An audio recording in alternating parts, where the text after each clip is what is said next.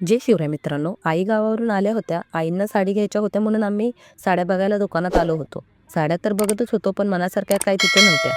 माईचं लय नखरं चालू होतं. दुकानात मनासारख्या साड्या भेटल्या नाहीत म्हणून अजून आम्ही 2 दुसऱ्या दुकानामध्ये पण गेलो. तिथे पण नाहीत भेटल्या. मग पहिल्याच दुकानात आलो आणि तिथूनच साड्या घेतल्या. माहीचं एकटीचंच काय चाललं होतं काय माहीत. ती एकटीच खेळत बसली होती. घरी आल्या-आल्या साड्या पिको करायला घेतल्या. कारण आई तात्या गावाला माघारी जाणार होते.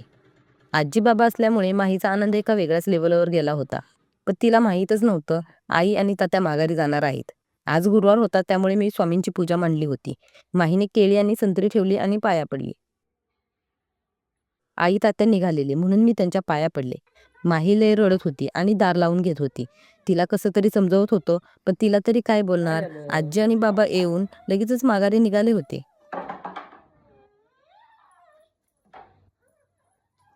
आईने तिला उचलून घेतलं. त्यांना पण वाटत होतं माहीला घेऊन जावं, पण माही माझ्याशिवाय राहत पण नाही.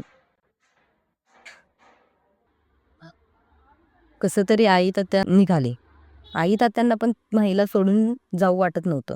स्टॉपवर आल्यानंतर वाटलं उन्हामुळे गाड्या मिळतात का नाहीत, पण 5 मिनिटातच सातारची गाडी आली आणि आई तात्या गावाला माघारी गेले. हा आहे आहे साताराला आहे.